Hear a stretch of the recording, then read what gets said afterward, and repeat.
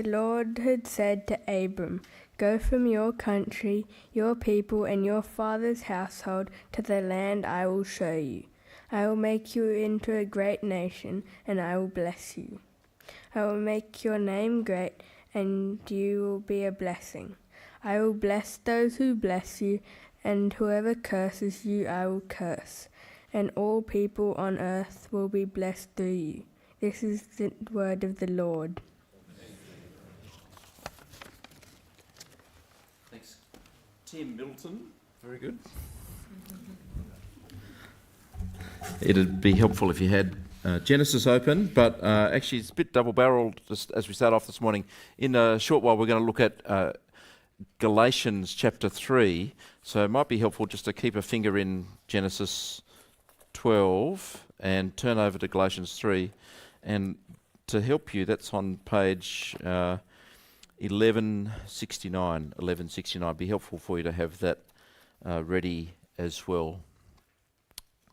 While you're going there, I'm just going to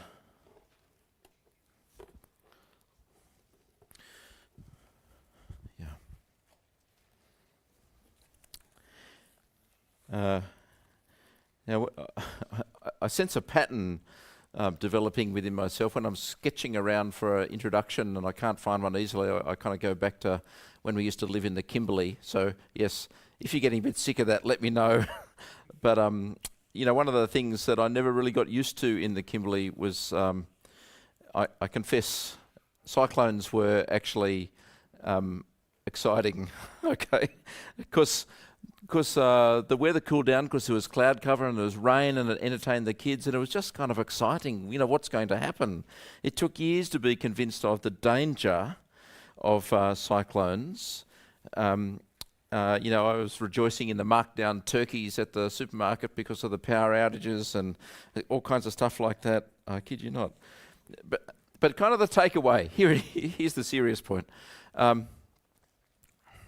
The reality is that the land that we all walk on, the world that we inhabit, is shaped by invisible forces over the horizon. We don't know they're coming, we can't see them, and we certainly can't control them.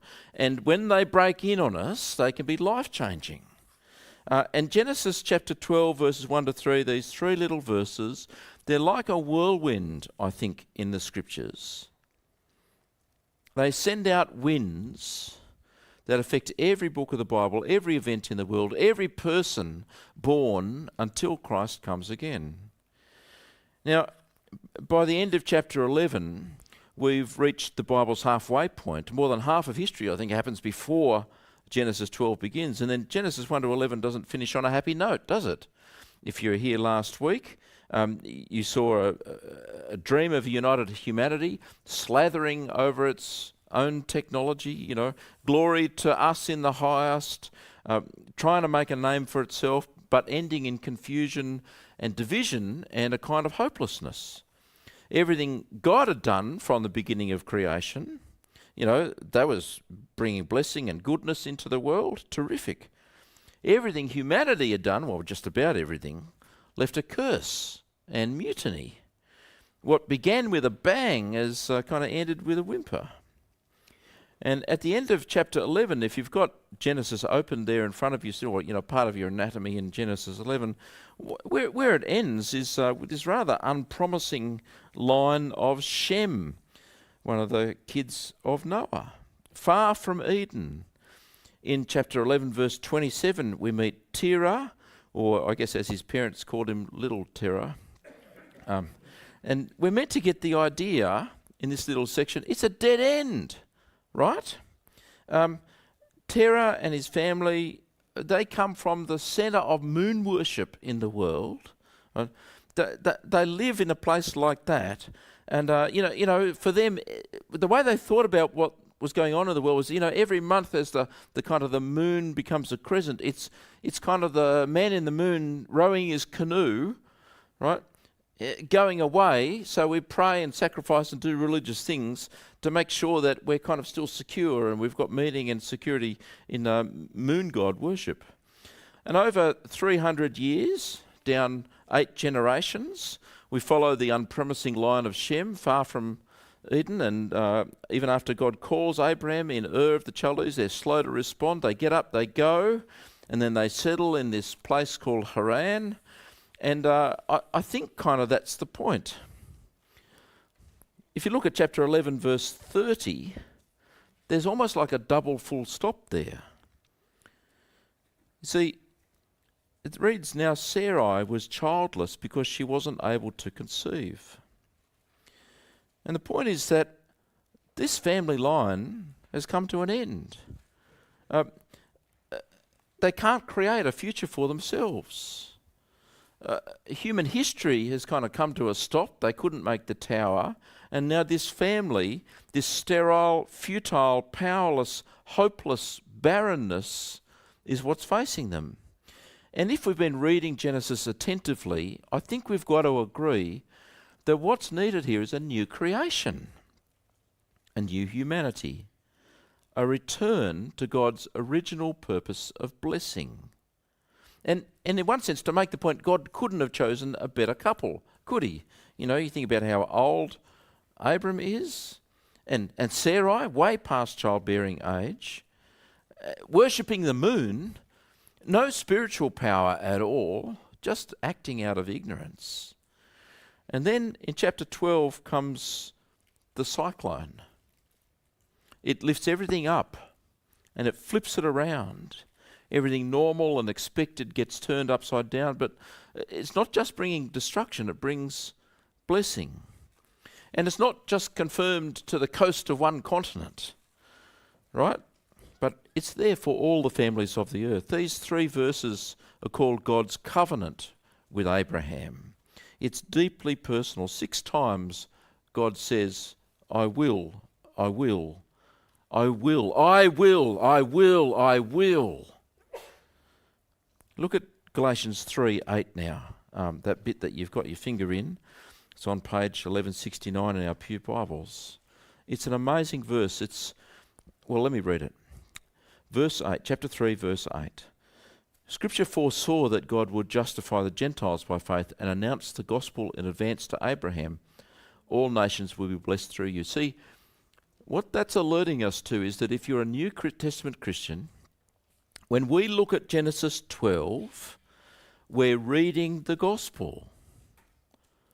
God calls a moon worshipper and makes a massive worldwide promise with us in mind. And every follower of Jesus has got to hear this call and trust this promise for themselves. This is what it is to be a Christian, to hear this promise, to trust it, to see it's more important than life itself. The true Christian, you see, is someone who's, their life is constantly shaped by hearing the hope and trusting in the great promise.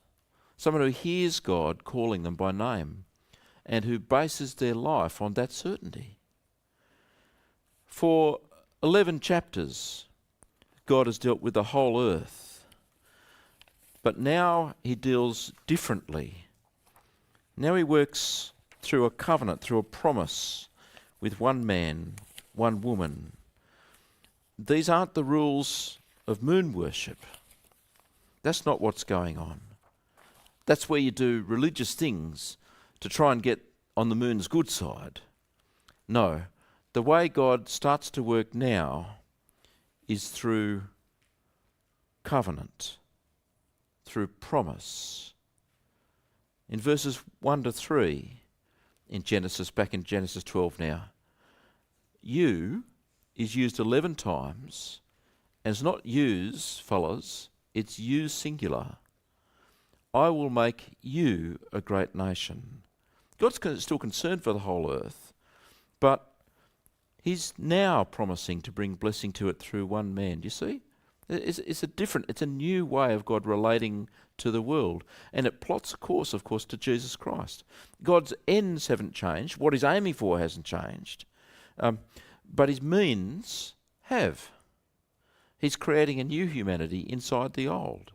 And this is a trailer for the rest of the Bible. A people within humanity who hear God's blessing and bear God's blessing and hope. He is still a missionary God But now it's his people's vocation to be a blessing to the world. And the wonderful thing about Abram is how truthful and realistic it is. And we'll be kind of moving on from Genesis 12. In the next couple of weeks, we're going to look at Joseph, and then at the end of chapter 50 as well, at the end of Genesis, just to kind of see where the course goes. But we won't be looking at Abram very much, just fairly quickly. If you go home and read about Abram, it's truthful and it's realistic. I mean, he believes and then he stops believing, and he acts in faith, and he has terrible selfish unbelief, and the promises of God are repeated to him, and he comes back. It's just like us, up and down. But today I want to take away three things about the promise of God, right? And the first one is this. The promise that God makes, it's very demanding. Did you notice what's there in verse 1? Go. Go from your country, your people, and your father's household to the land I'll show you. The same voice that spun the world into existence now creates his people, Israel. But God's first word puts Abraham in an agonizing situation. Go. Leave. Abandon everything that's familiar to you, everything that makes you secure and comfortable. And did you notice the terrible thing here? God doesn't tell Abram where he's going to go. He doesn't give him his kind of travel itinerary. He doesn't invite him into the office, sit in this plush chair while I show you where you're going to travel, what the temperature's going to be, so you know what size suitcase you need to take, weather forecast, number of camels you need, kilometres per day. None of that stuff. Just leave. Big picture, leave your country, your extended family, your father's household, your nuclear family. It's an audacious ask, isn't it? God says, all your closest commitments are now subject to what I'm promising you. And this is the way of trusting the God of the Bible, isn't it? I mean, he takes the things that make us feel secure, and he says, what I've got for you is something infinitely more worthwhile. If you follow me, you're going to need to renounce everything, because I won't play second fiddle. I will be your security. I am your ultimate end. And so as long as we keep seeking security in other things, here and now, God takes them away, so that we find our security in him who alone is trustworthy. There's no real Christian faith without cost. A faith that costs nothing is worth nothing. I mean, isn't that what Jesus said? Isn't it? I mean, anyone who loves their father or mother more than me is not worthy of me. Anyone who loves their son or daughter more than me is not worthy of me. Whoever doesn't take up their cross and follow me is not worthy of me. Whoever finds their life will lose it. But whoever loses their life for my sake and the gospel will find it. I mean, here at the beginning of Abraham's walk of faith, God calls him to abandon his past. And if you fast forward to the last event in Abram's life, well, the last big one that we find out about later on, he's called to sacrifice his son. I mean, his walk begins with abandoning the past and finishes with abandoning his future, at least the future that he makes. So important is it to God that we trust him with everything. There's the model. The die is cast. The life of faith is there in Abraham. We begin by abandoning what's behind us, and as we mature, God calls on us to abandon our self-made past as well, our self-made future. And that's why Christian faith's pictured very often as a pilgrimage. I don't know, can you see verse 4 there in Genesis 12? So Abraham went. I mean, he's 75. In case you don't know, he's 10 years past retirement, okay? He takes a bunch of people from Chaldea who've begun to believe the promise, and he takes Lot.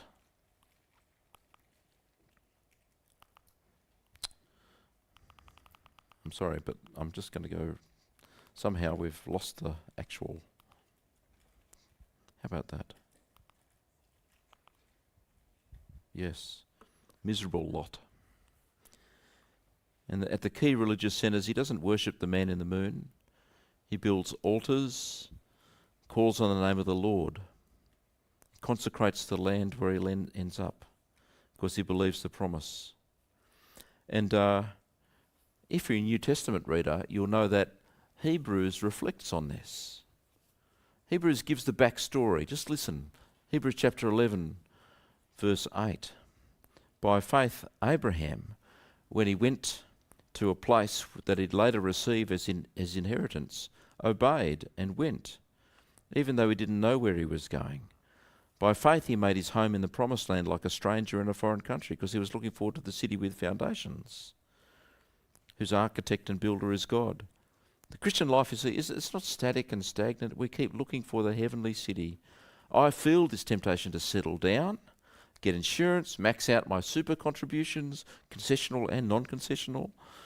But we're called on to set our minds above. And you can tell a Christian who's been on the pilgrimage a long time. They've got this kind of godly, I don't know whether to call it detachment or not, but it's a kind of godly detachment. Their roots are somewhere else, which means they're very careful what they choose to invest in this world. The promise of God is so demanding. That's the first point.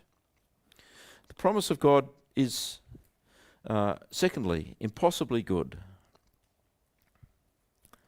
You see verse 2? I'll make you into a great nation and I'll bless you.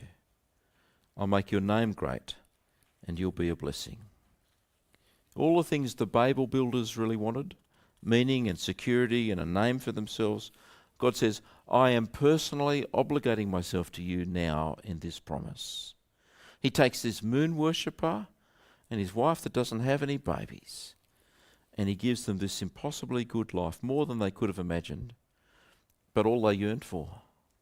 And it's brilliant. And it's absolutely beyond Abraham to bring it, just like becoming a new human being is beyond you and me. God makes this promise, this impossible promise, for one reason alone, his goodness and his grace. So there's nothing in Abraham that makes him a better risk than any of the other people around him in moon worshipping territory. You know, it's not as if he looked down at those guys and said, well, there's a likely couple, they'll do pretty good, maybe they've got more chance of following me than the others. I think this is the hardest part of the gospel to believe. It's all of grace. And nothing in me deserves God's kindness towards me. I mean, if there's any part of this talk to zero in on, this is probably it, okay? So if you're hearing snoring around you, do kind of wake up that person. You wouldn't want them to miss out, all right? God's promise and his grace are completely and utterly free, and they come from him, not something in me that deserves it. And all the goodness that we deeply yearn for is in God's hand. See, what makes the promise difficult is not what he asks us to do in response. Because, truth be told, we rather like demands in relationships, because they give us something to do and help us to feel like we're important. The difficulty with the promise of the gospel is that it's entirely free. See, to believe that God would give these things just because he loves, independent of our performance or our deserving, that's hard, but don't miss it. It's the most precious part of being a Christian. If you're not a Christian yet and you want to know what makes Christians tick, this is actually it.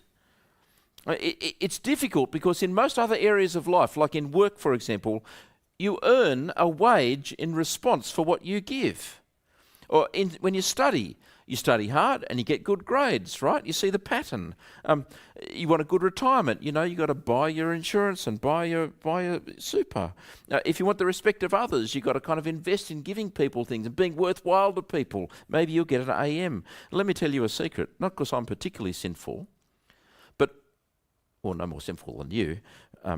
When I receive a gift of love, right, I usually go into calculation mode. The last present I gave them wasn't anywhere near as valuable as this one. Often it involves put-downs. I'm not really that worthwhile. I don't know why that person thinks of me so highly. I don't really deserve this. What could I do to make myself more worthy? And then often, well, I feel like I'm in this person's debt now. How will I repay that debt? And I think all of that misses the point, and it ruins gifts of love. See, the hardest part, I reckon, of understanding the death of Jesus is the sheer unrelieved goodness and freeness of it.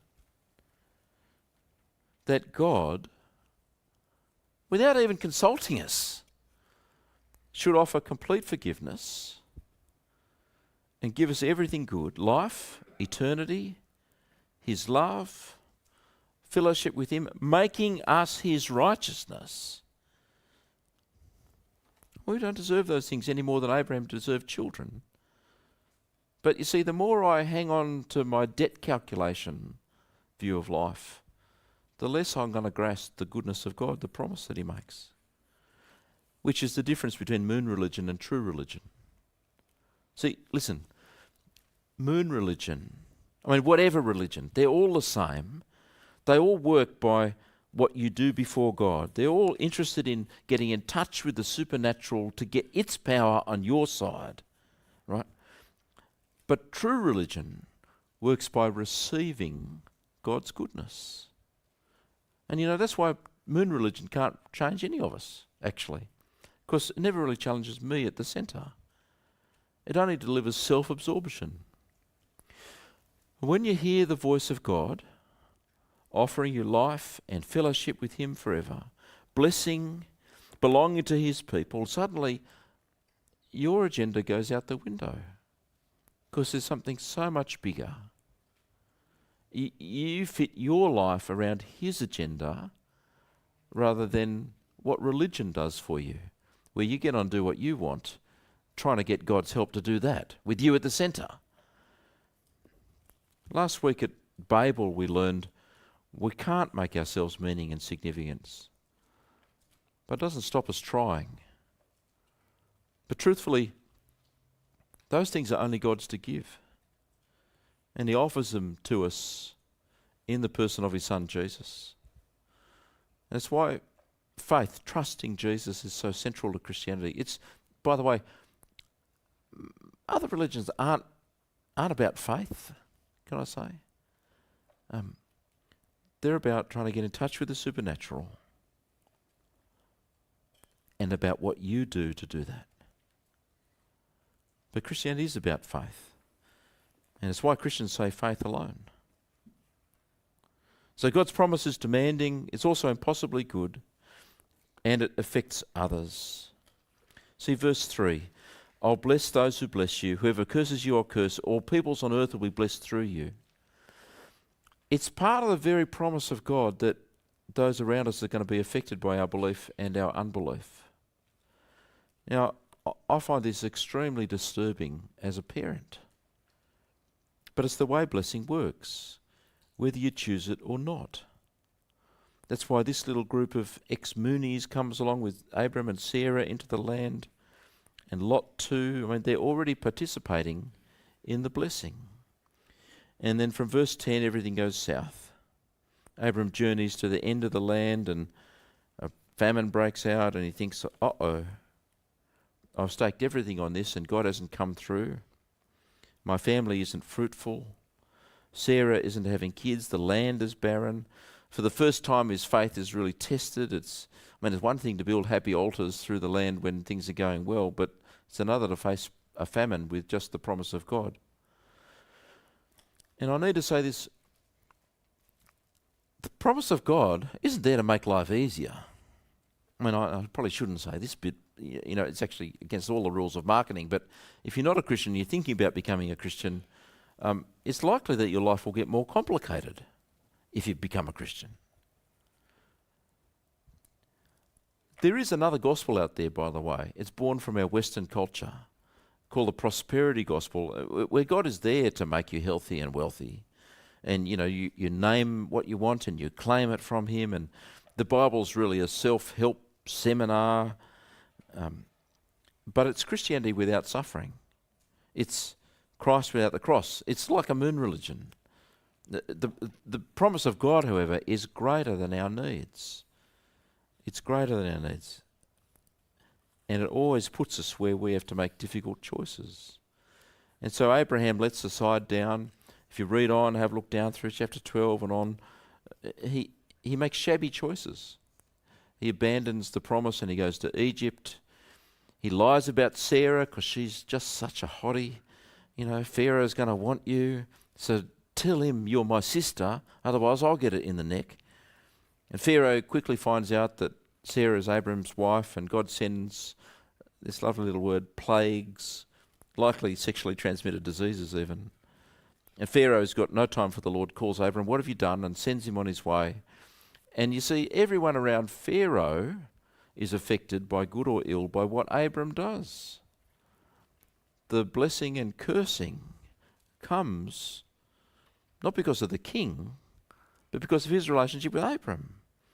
Because he's the sole bearer of this great blessing that God promises. And when he acts out of disbelief, he brings hurt and harm to those around him. And I'm sorry about this in a way, but not in another. But it's completely unavoidable. If you've begun to walk under the promise of God, you will bring either blessing or cursing to those around you. Your faith is very, very crucial. You can't give a better gift to your children than the model of someone who trusts Jesus, whether things are going well or things are going poorly. That's what they need from you, actually. They don't need more opportunities, more sports, more education extension. They need to see someone who trusts Jesus in the good times and the difficult times. That's the really important thing you can pass on, kids and grandkids. Well, here's the great cyclonic event that turns everything upside down. Genesis 12. Shapes everything that follows in the scriptures, shapes the world still. I don't know if you've ever stood in a cyclone and experienced the wind blowing desperately in one direction, and then a period of calm, and then blowing in the other direction. The winds of blessing keep moving out around the world for all the families of the earth, depending on where they stand in relation to the centre. And the rest of the Old Testament testifies to this. And when we open the New Testament, we read of the one to come, the one who comes in the New Testament, the son of Abraham, the human embodiment of all the promises of God. He comes as the bread of life and the water of life and the truth and the life and the resurrection. He gives life eternal beyond the grave and life here and now with God by the indwelling of his Spirit. He's greater than Abraham. He's the one before whom every knee will bow and every tongue will confess. He's the one on whom, the solid ground on whom God is building everything, so that when we stand on him, every burden's borne by him and not us. And he calls on all of us to follow him. And to follow him is true blessing. Blessed are those who hunger and thirst for righteousness. They'll be filled. His life and death and resurrection reveal that he's the beginning and the end and the middle of everything that God promises. And that life and grace and the impossible goodness of God come through faith in him. All the treasures of God and all the promises of God find their yes and amen in him, so that all who put their trust in him are children of Abraham. And the question is, what does that mean for us here? A few weeks ago, we had a consultancy group, Reach Australia, come in and help us to think about where our church is at and where we want to go, to develop some kind of process so that we might move together to find what God wants us to do. And that means at some point we're going to develop some strategic priorities. Strategic just means we've got limited resources, so you've got to choose some things and not other things. You can't choose everything, right? And that report from that consult is going to come back to us in a little while, and we're going to need to respond to that. Our congregational meetings are a way of preparing us to respond to that report and to move forward together. But I do need to say, as I've been trying to help people to move forward, I've discovered that there are griefs that people have carried, either from other churches or from this church in the past. And I think it's going to be difficult for us to move forward until we acknowledge them together and we overcome them. We commit them to the Lord and we say to ourselves and to Him, that stuff in the past is not going to stop me from trusting you in the future. If there's one lesson that comes out of Abraham's life, I think it's the audacious promise, the audaciousness of the promise. He said, Abraham, leave it all. And that's what I think I want to invite you to do if you've been hurt or grieved, even by people like me or me. Right?